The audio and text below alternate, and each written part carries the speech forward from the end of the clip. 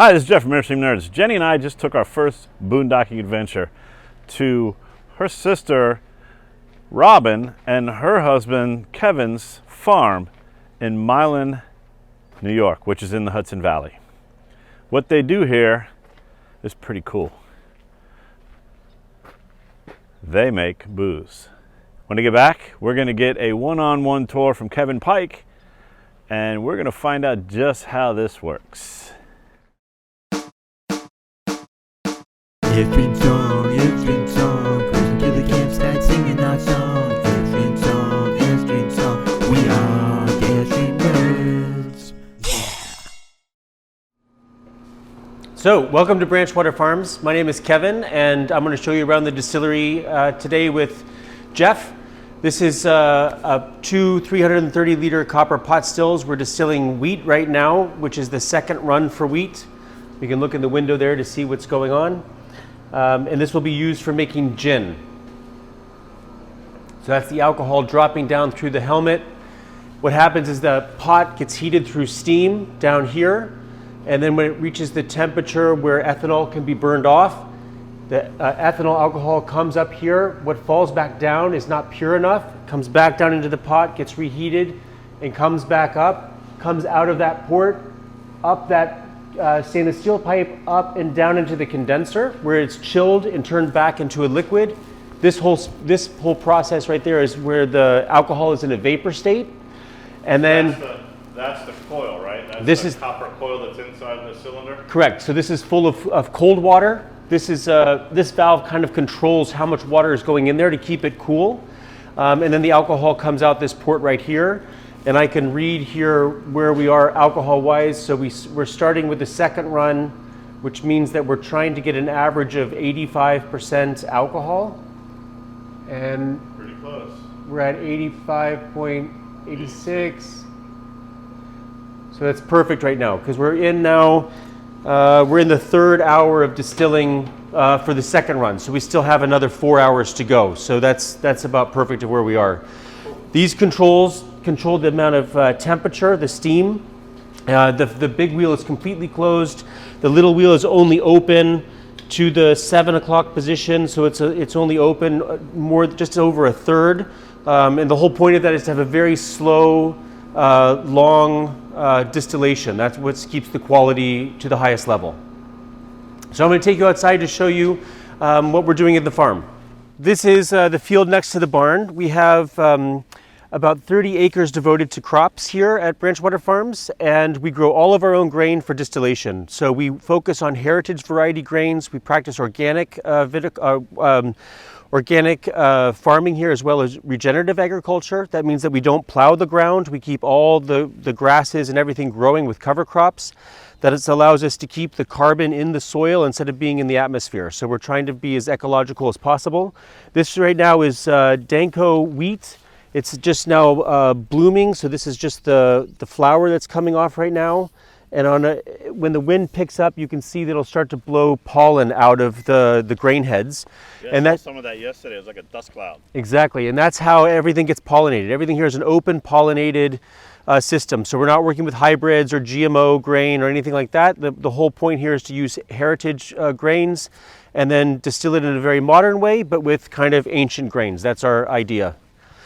These are the grain bins where we store everything. The one on the right has wheat in it. We're almost done distilling the wheat because we're about ready to release the gin in another 3 weeks. The middle one has corn, and the one on the left is full of rye for rye whiskey. So the corn will be used for bourbon, the rye will be used for rye whiskey, and the wheat is used for the gin. And I'll show you how everything gets into the barn. So part of the point of this system is to have it so that it can be run by one person, because we don't have any employees here, it's just us. And so once the grain is in the bins, we use these fans to keep everything dry so that nothing can get molded. And then we have that white tube underneath is a flex auger system. So it has a spiral in it, and as the motor pulls the grain out the door of the bottom of the bin and rises up here into the grist house.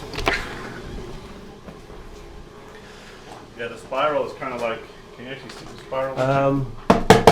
There it is. Right. That's what it looks like inside of. Yeah. There you go.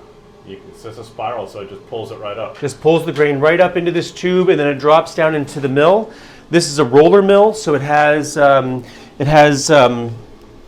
two kind of metal wheels that roll like this. Grind stuff up together. And this is what the grist looks like. So it's almost like an oatmeal. So that's the wheat. Oh, that's cool. Then when it's done with this, it drops into this tube, and then another motor pulls it through this and into the barn. So this is how the grist comes into the barn. It comes underneath the stairs through this motor here, pulls it up, and drops it into the grist case. The grist case is on a scale so that we can perfectly measure how much we want to make with every batch.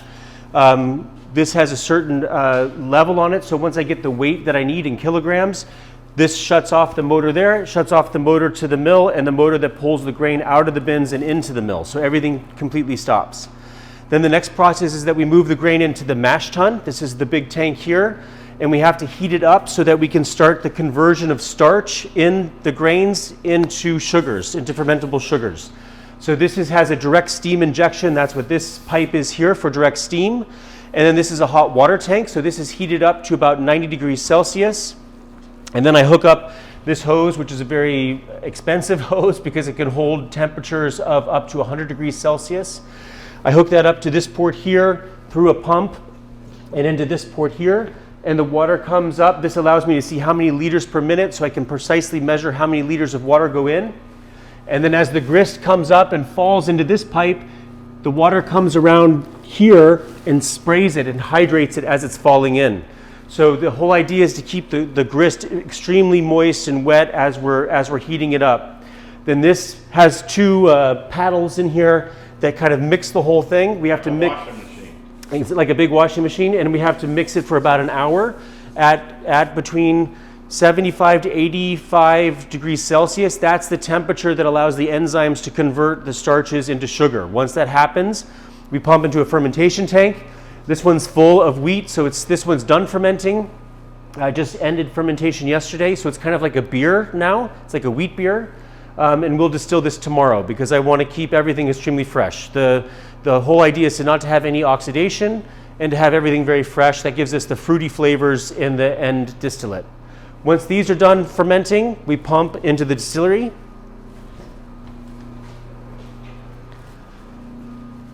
Through this hose here.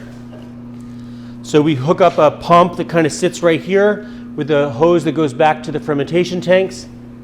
And these can pump right up into the back of the distillery. Through this pipe, I can fill both things. That keeps me from having to open the door. The other easy way to do it is just to open the door here and pump right into the pot. But the advantage of this system is that I can keep everything closed, and I can fill it a little bit higher because I can fill above the door level, which allows me to do fewer runs. And like I said, now we're doing the second run. We'll do the gin for 3 runs. So the fermentation will give us about 8% alcohol in the beer. The first distillation will give us 40% alcohol. The second distillation will give us 85% alcohol. And then we'll cut that and add the botanicals and do a third distillation for the end gin, which will be done in the next couple weeks. So you guys, you bottle it with this machine over here. He showed me this yesterday. That's it. So this is the no fancy Laverne and Shirley style thing. It's just 4 bottles at a time.